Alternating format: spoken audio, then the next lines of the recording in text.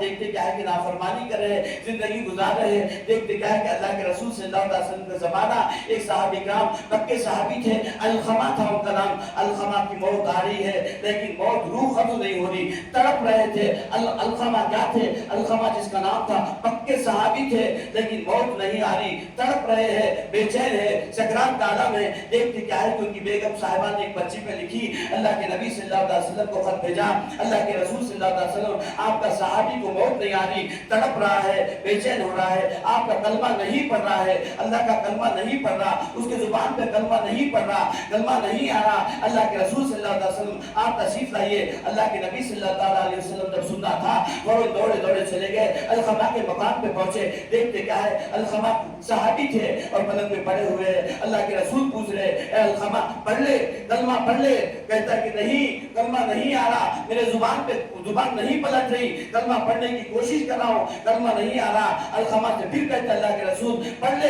ایک بار تو کلمہ پڑھ لے، کہتے کہ نہیں، میرے زبان سے کلمہ نہیں آ رہا۔ تو دیکھتے کیا ہے کہ بلاتے، کہتے کہ اس میں سے دونوں میں سے کوئی زندہ ہے، ان کے ماں باپ زندہ ہے؟ تو کہتے کہ ہاں، باپ تو نہیں، ماں زندہ ہے، تو اس کو بلایا جائے۔ تو ماں کو پوچھتے، ماں آ کے سامنے کھڑی تھی، بتا کیا تو اپنے بیٹے سے ناراض تھی؟ تو کہی کہ ہاں اللہ کے رسول صلی اللہ علیہ وسلم میں میرے بیٹے سے ناراض ہوں۔ تو کیوں؟ تو میرا بیٹا بڑا اچھا تھا، نمازی تھا، پرہیزگار تھا، تہجد گزار تھا، قرآن پڑھنے والا تھا اور نماز پڑھنے والا تھا، زکات دینے والا تھا، خیر خیرات کرنے والا تھا، حج کرنے والا تھا اور سخی تھا، لیکن اللہ کے رسول صلی اللہ علیہ وسلم آج میں اس سے ناراض ہوں۔ ناراض نہیں رہتی تھی لیکن جب بھی مجھ سے بات کرتا تھا میرے دل کو چیر دیتا تھا، میرے رگے رگوں کو پھاڑ دیتا تھا، میرے جسم کے اندر دیکھتے کیا ہے کہ اللہ کے رسول صلی اللہ علیہ وسلم پورے زخم پہ زخم بھر دیتا تھا، جب بات کرتا تھا تو مجھے کاٹ کاٹ کے بات کرتا تھا۔ اللہ کے رسول میں اس سے ناراض ہوں، اسی وجہ سے اللہ کے رسول صلی اللہ علیہ وسلم فرماتے ہیں دیکھ آج وہ تڑپ رہا ہے، جا میں آگ کو جمع کر دوں گا، اے بوڑھیا عورت تیرے بیٹے کو آگ میں جلا دوں؟ تو کہنے لگی اللہ کے رسول کیا آگ میں جلاتے ہیں؟ ہاں میں تیرے بیٹے کو آگ میں جلا دوں گا، کیونکہ اس سے بڑی آگ میں جل رہا ہے، آج میں اس کو آگ میں جلا دوں گا، اس سے پہلے کہ تم سفارش کر لے تو آگ سے بچ جائے گا۔ اللہ کے رسول صلی اللہ علیہ وسلم سے کہنے لگی بوڑھیا اللہ کے رسول صلی اللہ علیہ وسلم آگ میں سفارش کرتی ہوں، میرے بیٹے کو آگ میں جلنا نہیں چاہتی، دیکھنا نہیں چاہتی، کوئی بھی ماں باپ اپنے اولاد کو تکلیف دینا نہیں چاہتے۔ اے اللہ کے رسول صلی اللہ علیہ وسلم میں کیسے تکلیف دوں کہ میرے بیٹے علقمہ کو موت آئے، جل جائے اور آپ آگ لگا دے؟ ایسا ہرگز نہیں، آج میں اسے سفارش کرتی ہوں۔ تو اللہ کے رسول صلی اللہ علیہ وسلم دیکھتے کیا ہے کہ علقمہ کلمہ پڑھ لے، دیکھتے کیا ہے کہ علقمہ کے منہ سے کلمہ نکل گیا، کلمہ توحید نکل گیا، لا الہ الا اللہ محمد رسول اللہ صلی اللہ علیہ وسلم۔ جب نام لینا تھا کہ روح پرواز ہوگی، تو بتاؤ کہ ماں باپ کو ناراض کرتے ہیں، ماں باپ کا ناراض ہونا موت کی تکلیف کو بڑھاتا ہے، ماں باپ کا ناراض ہونا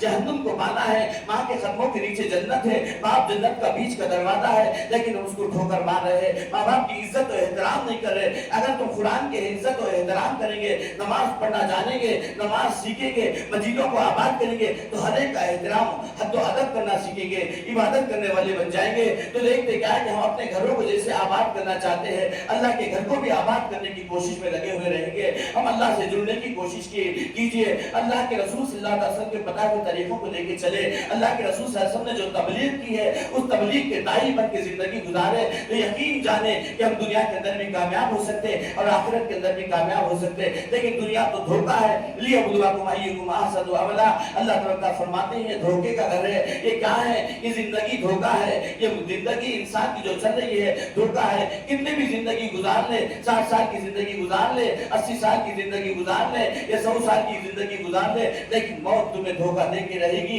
ایک دن موت کا پروانہ نازل ہو جائے گا، زندگی کی میعاد ختم ہو جائے گی۔ اللہ تعالیٰ فرماتے ہیں عزت کا دینے والا میں، ذلت کا دینے والا میں، وَتَرْزُقُ مَن تَشَاءُ بِغَيْرِ حساب، بے حساب کی روٹی روزی میں کھلانے والا۔ ارے میرا ذکر کرو، میرا نام لیا کرو، جب تم میرا ذکر اور میرا شکر کرتے ہیں تو میں تمہیں اور دیتا ہوں، جب اللہ کی مصیبت پہ جب صبر کرتے ہیں تو میں تمہیں جنت دیتا ہوں۔ تو ہم کیا سوچے کہ مصیبتوں پہ اللہ کی جو دی ہوئی مصیبتیں آتی ہیں، جو تکلیفیں آتی ہیں، بیماری آتی ہے، رنج و غم آتا ہے، بلائے مصیبت آتی ہیں، یہ نہ سمجھے کہ اللہ ایسا ہمیں کیوں ہو رہا، یہ مصیبتیں کیوں آ رہی، یہ بھی آتی ہے بلائے، یہ مصیبتیں آتی بھی ہے تو اللہ کی طرف سے آتی ہے۔ اللہ سے دعا کرے، اللہ اس کو ختم کرنے والا ہے۔ اللہ تعالیٰ بے نیاز ذات ہے، وَتَرْزُقُ مَن تَشَاءُ بِغَيْرِ حساب، بے حساب کی روزی پہنچاتا ہے۔ اللہ سے مانگو، دنیا سے مانگنے سے کچھ ملنے والا نہیں، یہ دنیا بھی دھوکا ہے، لیبلوکم ایکم احسن عملا، ہم نے تو دنیا کو دھوکا بنایا، امتحان کے لیے بنایا،